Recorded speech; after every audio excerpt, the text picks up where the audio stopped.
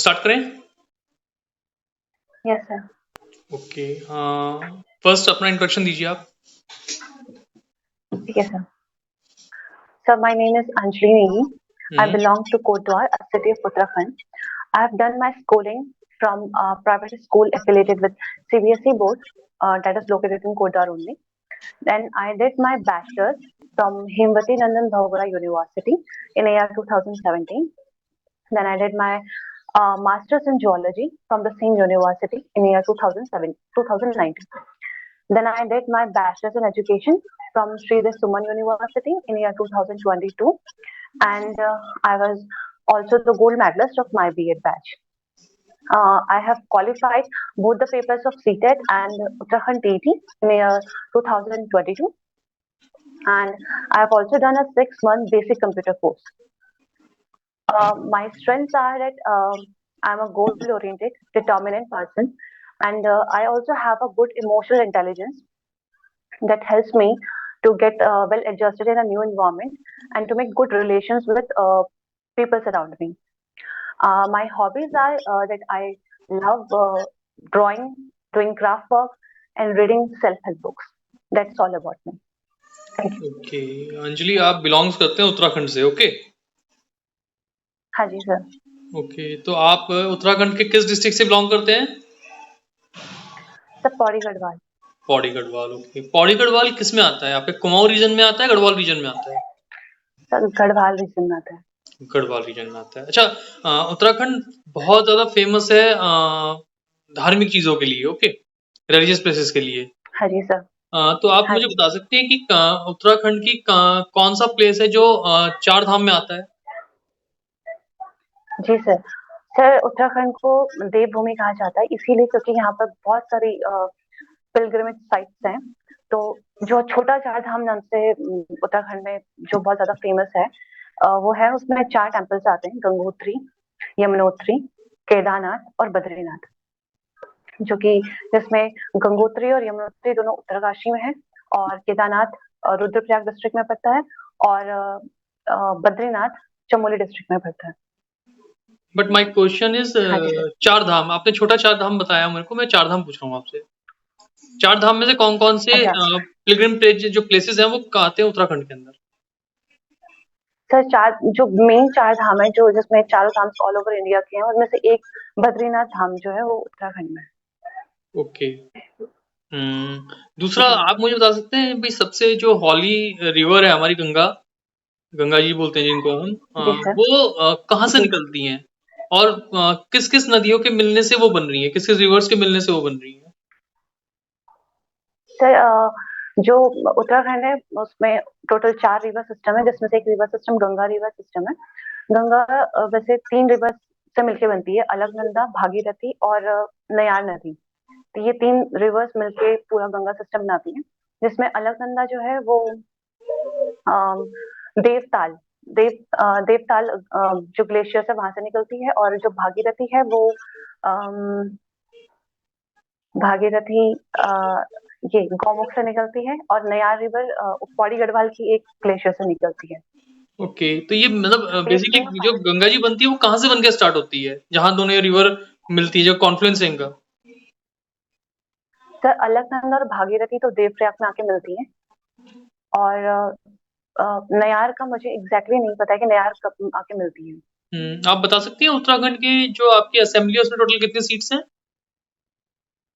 Sir 70 seats हैं। Okay, अभी फिलहाल रूलिंग पार्टी कौन 70। है? Sir Bharatiya Janata party. और आपके सीएम का नेम, जो सीएम है आपके, उनका नाम क्या है? Sir mister Pushkar Singh Dhami. अच्छा, और जो आपके यहाँ से एमपी है वो कौन है? Sir mister Tirath Singh Rawat Tirath from Singh Pauri Rawat. Garhwal. Okay, और आपके जो जिले के एमएलए हैं वो कौन है? Mrs Ritu Khandori okay. From Kotdwar, from Pauri Garhwal. Okay, आपने अपने बायोडाटा में मेंशन किया है I have a good emotional intelligence. Yes sir. Okay, so what is this emotional intelligence and how it is used in your teaching? Sir okay sir, emotional intelligence अगर सिर्फ शाब्दिक अर्थ में जाएं, वर्ड्स मीनिंग में, तो emotional intelligence का मतलब है कि इमोशनली हम कितने इंटेलिजेंट हैं। इमोशन वाइज इंटेलिजेंट का मतलब कि हम अपने इमोशंस को कितने अच्छे से समझ पाते हैं, कितने अवेयर हैं, और दूसरे के सामने वाले के इमोशंस को कैसे कितना समझ पाते हैं। और ये हमारी डेली यूज में आने वाली एक ऐसी चीज है जो मतलब हर किसी को हर कोई यूज कर सकता है, हर किसी को उसकी जरूरत पड़ती है। और अगर मैं टीचिंग पर्सपेक्टिव में बोलूँ तो सर, मैं अगर एज अ टीचर स्टूडेंट, सबसे पहले तो मेरा मेन फोकस बच्चे होंगे। तो स्टूडेंट्स के मेंटल स्टेट को जानना, उनके इमोशंस को समझना, उसके हिसाब से उनको रिस्पॉन्ड करना, ताकि उनकी जो नीड्स हो उनको मैं केटर कर सकूं, इमोशंस को बैलेंस करते हुए। इसके साथ साथ मेरे जो बाकी कलीग्स होंगे उनके साथ भी मुझे काम करना है, एक टीम वर्क करके चलना है, उनसे कुछ सीखना है, उनको कुछ सिखाना है, और साथ में बहुत सारे काम करने होंगे, तो वहां पर भी इमोशनल इंटेलिजेंस मेरे काम आएगी। तो इस तरह से सर वो हर जगह काम आती है, टीम अगर मैं वर्क आपको बोलूँ कि मुझे वन लाइन में बताइए इमोशनल इंटेलिजेंस आपकी टीचिंग में कैसे काम आएगा, तो वो बताइए मुझे। में। Sir, emotional intelligence in teaching, बच्चों के इमोशन समझने की। तो क्योंकि बच्चों के साथ कम्युनिकेशन करने के लिए उनके इमोशंस को समझना बहुत जरूरी है, तो बच्चों के इमोशन समझने में मुझे काम है। ओके, आपने लिखा है I think will be help in handling various challenges that comes in school. तो आपके अकॉर्डिंग से एक स्कूल लाइफ में या एज ए टीचर लाइफ आपके सामने चैलेंजेस क्या क्या है? तो डेली चैलेंजेस में बहुत सारे टीचर्स में बहुत सारे चैलेंजेस आते हैं स्कूल में। स्टार्टिंग फ्रॉम द क्लास, बच्चे में बहुत पूरी क्लास में जितने भी बच्चे हैं सब में इंडिविजुअल डिफरेंसेस होते हैं। उनको आइडेंटिफाई करना, उनको केटर करना, ये फर्स्ट चैलेंज होता है टीचर के लिए। फिर इसके अलावा उसमें सारी चीजें आती हैं, बच्चों की इंडिविजुअल डिफरेंसेस में सब कुछ आ जाता है, बच्चे का मेंटल लेवल, उनका फिजिकल स्टेटस और मेंटल लेवल, एवरीथिंग उसमें आ जाता है। उसके अलावा कई बार उनके जो पेरेंट्स होते हैं उनको उनके साथ उनको हैंडल करना होता है। और उसके अलावा स्कूल में चैलेंजेस, सर इससे ज्यादा मुझे कोई ध्यान नहीं आ रहा है। ओके, आपने लिखा I love to visit different places of India and also to explore their culture heritage. तो यस आप सर। मुझे बताइए, आपने उत्तराखंड को छोड़ के बाकी कौन कौन सी प्लेस विजिट की और वहाँ पे कल्चरल हेरिटेज क्या देखा है आपने? सर, उत्तराखंड के अलावा मैं बहुत ज्यादा नहीं घूमी हूँ, पर उत्तराखंड मुझे एक्सप्लोर करना पसंद है। मैंने उत्तराखंड में भी अपने कल्चर के बारे में जितना भी जाना है, तो मुझे उससे बहुत क्यूरियोसिटी होती है बाकी कल्चर्स के बारे में जानने की। और रही बात मैं कहाँ कहाँ घूमी हूँ, तो सर उसमें मैं ज्यादा नहीं घूमी हूँ। मैं चंडीगढ़ में रॉक गार्डन गई थी, चंडीगढ़ गई थी, बट वहां मैं रॉक गार्डन घूमी थी। और हाँ, जलंधर गई थी। जलंधर में मैंने अमृतसर जो मंदिर है, गोल्डन टेम्पल, वहां गई थी सर। बस यही दो जगह जा चुकी हूँ मैं। तो ओके। उसमें रॉक गार्डन में हमने वहाँ पे रॉक गार्डन में हमने सर वहाँ पे देखा कि बहुत सारी वहाँ पर आर्ट्स देखने को मिली थी। वहाँ पर उन्होंने रॉक से और अलग बैंगल्स से और वेस्ट मटेरियल से, प्लास्टिक बॉटल से, बहुत सारी क्रिएटिविटी थी वहाँ पे। बहुत ज्यादा अलग अलग शेप्स में उनको अरेंज कर रखा था। बहुत ज्यादा आर्ट फॉर्म्स देखी वहाँ पे मुझे। ओके, आप मुझे जो उत्तराखंड का जो जिसको हम स्टेट फ्लावर है एक वहाँ पे, ओके, जी सर। मुझे उसका बॉटेनिकल नेम बता सकते हैं आप? सर स्टेट फ्लावर है ब्रह्म कमल, हम्म। और उसका बॉटनिकल नेम मैंने याद किया था, बट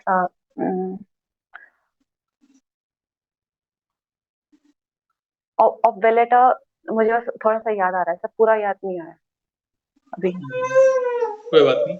कुछ अ, ऑब्वेले जी। कोई नहीं, सब्जेक्ट स्पेसिफिक क्वेश्चन करते हैं अभी आपसे। Anjali, means please give me हाँ जी ma'am. one most important characteristic of livings. It's a very simple question. हाँ जी मैम।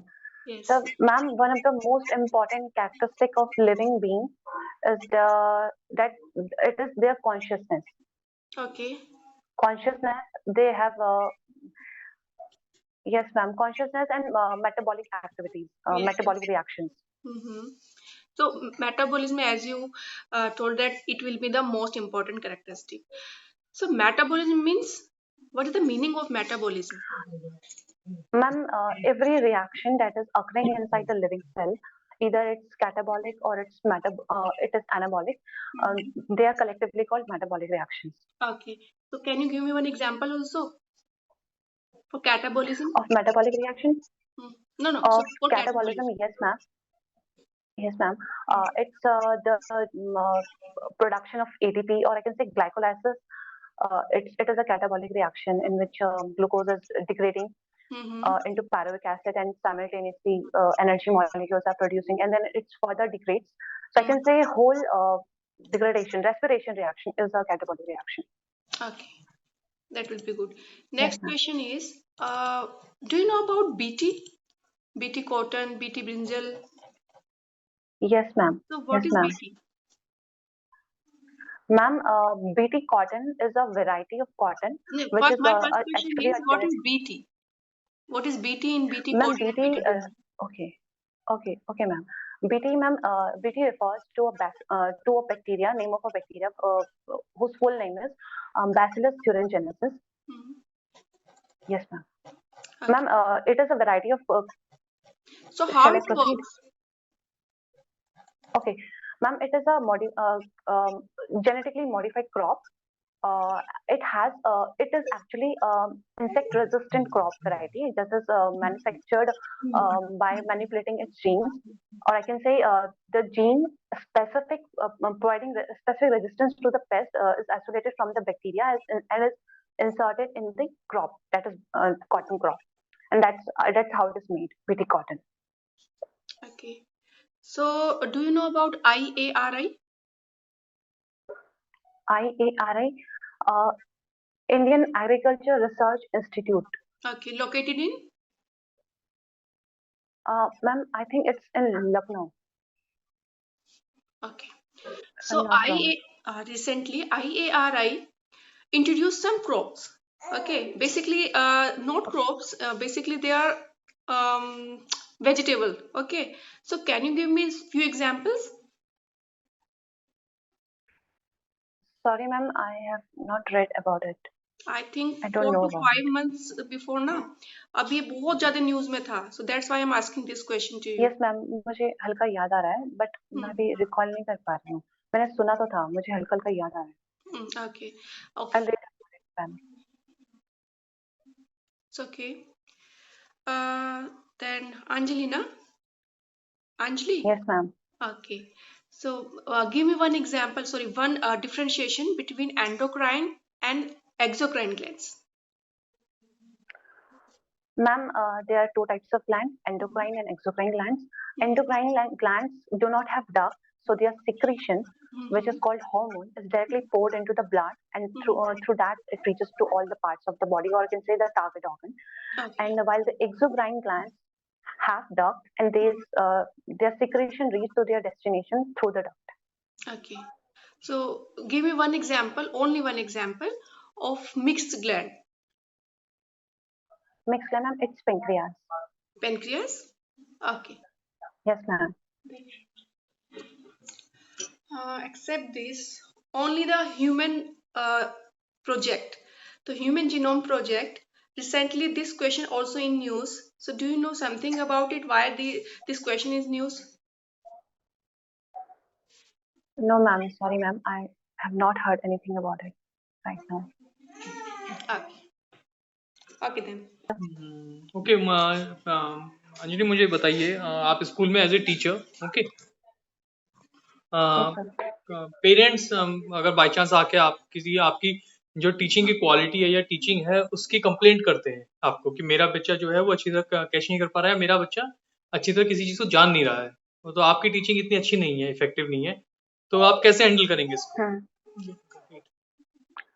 सर, सबसे पहले तो मैं उन्हें ये बोलूंगी कि वो उनका एक मिसकंसेप्शन है, क्योंकि अगर मेरी टीचिंग सच में अच्छी नहीं होती तो बाकी बच्चों को भी दिक्कत होती क्लास के, क्योंकि मैं फैक्ट दिखा सकती हूँ, जैसे कि आपने कल ही क्वेश्चन रिपीट हुआ था, तो मैं आपकी जो आपने बताया था वही रिपीट कर रही हूँ कि पहले तो हम ये कर सकते हैं कि उनको बता सकते हैं कि क्लास में बाकी बच्चों का रिजल्ट ऐसा रहा है, अगर मेरी टीचिंग में प्रॉब्लम होती तो सभी बच्चों का रिजल्ट जो होता है वो खराब होता, सिर्फ एक बच्चे में या कुछ बच्चों में ही अगर ऐसी प्रॉब्लम आ रही है, इसका मतलब बच्चे को इंडिविजुअली कुछ प्रॉब्लम है, और इसमें टीचर का अकेले का दोष नहीं है.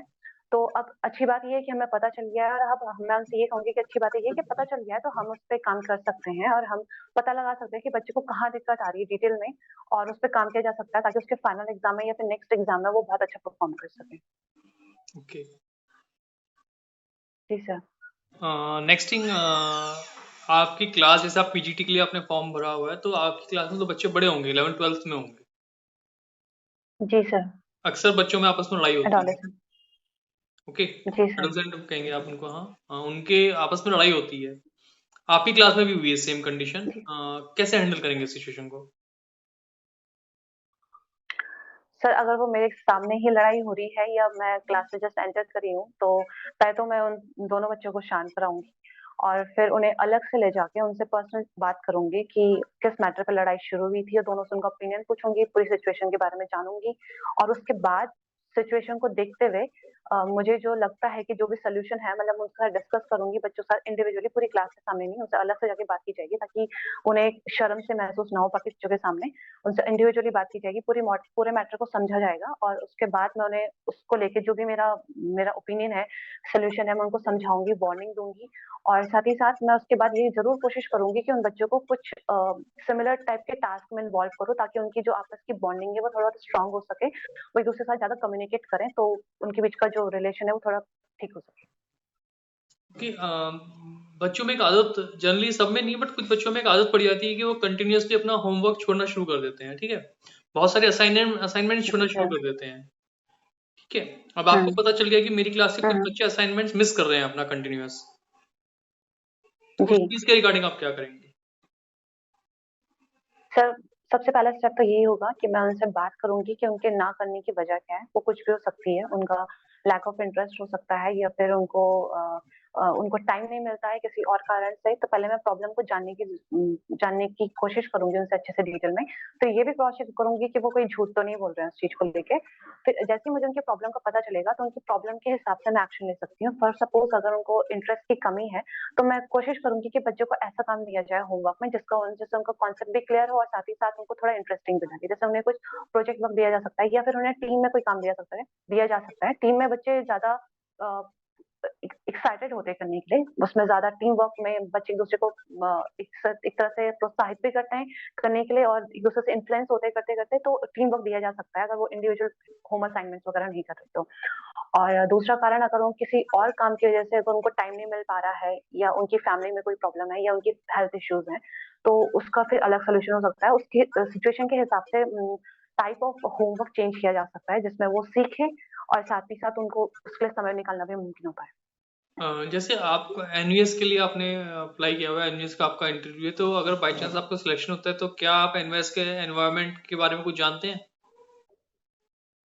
क्या शेड्यूल सर, होता मैं है एनवीएस फिलहाल के अभी अंदर? इतना जानती हूँ। सर, मुझे जितना पता चला है यूट्यूब से, उससे मुझे पता चला कि एनवीएस रेजिडेंशियल स्कूल्स हैं। तो वहाँ पे टीचर्स एज अ गार्डियन बच्चों के साथ ही रहते हैं, हॉस्टल्स में, वहीं पे उनको रहना होता है। और मॉर्निंग में जो स्कूल आवर्स होते हैं वो तो चलते ही हैं, साथ ही साथ बच्चों के इवनिंग में भी उनकी जैसे मैथ्स में उनकी अटेंडेंस लेनी होती है। उसके अलावा शाम को बच्चों की एक्स्ट्रा क्लासेस होती हैं, वहाँ पर भी टीचर्स उसको लेते हैं। संडेज को भी एक्स्ट्रा क्लासेस होती हैं, वो भी टीचर्स लेते हैं। उसके अलावा बच्चों के गेम्स हो रहे हैं, स्पोर्ट्स हो रहे हैं, तो उनकी अटेंडेंस लेना अलग अलग टाइम पे, दिन के अलग अलग टाइम्स में अटेंडेंस ली जाती है। और मेस में भी अटेंडेंस ली जाती है उनको। उनकी एक तरह से, मतलब गार्डियन की तरह, वो सारे काम टीचर्स को ही हैंडल करने होते हैं। तो इतना मुझे पता चला है सर। ओके, अंजलि अभी तो इस पार्ट को यहाँ पे कंप्लीट करेंगे, है ना? अब आपके फीडबैक्स कर लेते हैं complete. Okay, okay sir. Anjali, ठीक है सर। एक तो आपने जो IIRA की जो वो बताया, हेडक्वार्टर बताया, वो एक बार दोबारा चेक कर लीजिएगा, वो इन्फॉर्मेशन थोड़ी गलत है आपकी। Okay sir. Okay, first thing. Second thing, आपने जब क्वेश्चन को हैंडल किया कि जो पेरेंट्स हैं उनके मिसकंसेप्शन को दूर करूंगा, तो देखिए, मिसकंसेप्शन तो नहीं होगी उनकी, क्योंकि मिसकंसेप्शन तब होती जब वो उस चीज को बिल्कुल बिना चेक किए आपके पास आते हैं, क्योंकि उनके बच्चे की प्रोग्रेस अच्छी नहीं अच्छा। है तब वो आपके पास आए हैं।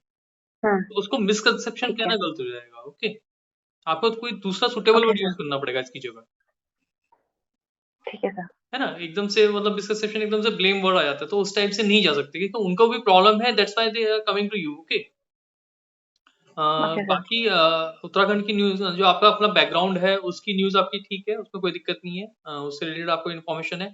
सब्जेक्ट में भी आपका अच्छा गया है, कोई दिक्कत ओके। नहीं है। Just one second, we take suggestion from your psychologist. Okay, hello, okay. One second, Yeah. या please. Yes. Okay. So I'm starting from your introduction, right? In your okay sir. introduction, you're good. Means you have spoken English, right? We have not used any Hindi Okay, word, sir. which is good, right? After that, even Okay. the questions which has been asked in Hindi or either in English, you have answered in the same language. That is a good part of you. Okay, sir. The thing, I mean, even if you are confident, if you talk about your confidence, that is also like exactly what which is required, right? It is not more, it is not less, it is exactly what is required, right? So that is Okay, also sir. a good part for you. Now, Okay, these are sir. the good things, right? Okay. There are few negative points also, which is Okay, sir. in three questions, the interviewer asks you the questions, but you have like not have a clear understanding of that particular question. They have repeated the questions again, Okay. right? But if we talk about the real Okay. interview, they are not going to repeat their question. So Okay, just sir. take a single second pause, understand the question, and then answer it, right? Because Okay. we are Okay. telling you about each and every portion about your interview. But when you Okay. exactly going to the interview, they are not going to repeat their own questions, right? Okay. And that will help you in your increasing your marks if you understand it properly and answer it exactly what they are required, right? So just take a single second pause or 2 second pause. That is not a harm you, right? That is also a good thinking that a particular person is thinking about the question which we have asked, right? That is also a positive point. So just take it a Okay. single Okay, sir. second breath and then answer it, right? Apart from Okay, sir. that, uh, mm, in few questions you are going in the wrong direction, so you can take care of it, right? The questions which ma'am has asked you, right? The recent news about the subject, so you can go through about those Okay. questions, right? That will Okay, help you. sir. Apart from that, I don't Okay, have sir. any negative points. Thank you. Okay, sir. Thank you, actually sir. Expressions भी बिल्कुल clear आ रहे थे, उसमें कोई ऐसा issue नहीं था, confusion state लग नहीं रही थी एक्सप्रेशंस में. Right. Expressions and attitude and even about the confidence, they are exactly what is required. They are like correct questions. Okay. Okay, sir. Okay Anjali, तो आपको एक्सप्रेशन से मुझे भी कोई इश्यू लगा नहीं है, आपका बहुत अच्छा एक्सप्रेशन जा रहा था, कॉन्फिडेंस लेवल भी अच्छा दिख रहा है आपका. बाकी पार्ट रहा आपका सब्जेक्ट का, तो थोड़ा सा जनरल अवेयरनेस को आपको टच करना होगा, है ना? अभी I think Okay, sir. 1 week है आपके पास अभी, तो आप थोड़ा जनरल अवेयरनेस के पास जाइए, प्लस न्यूज़पेपर रीडिंग कंटिन्यू रखिए, Okay, sir. ताकि आप लेटेस्ट जो कंटेंट है उसके अकॉर्डिंग मतलब अपने आप को टच कर, हर फील्ड को टच करके जा पाए. बाकी मेरी तरफ से ये सजेशन है, बाकी Okay, sir. सुनाओ, आपका सब्जेक्ट अच्छा है और बाकी ओवरऑल इम्प्रूवमेंट, मतलब ओवरऑल अगर मैं इसकी आपकी इंटरव्यू की बात करूँ तो बहुत अच्छा इंटरव्यू गया आपका, ठीक. Thank बस you, sir. सेम कॉन्फिडेंस को कैरी करके वहां पे ले जाइए, सिलेक्शन होगा आपका. Thank you, sir. Okay Okay, sir. जी, Thank you so much, sir. Welcome.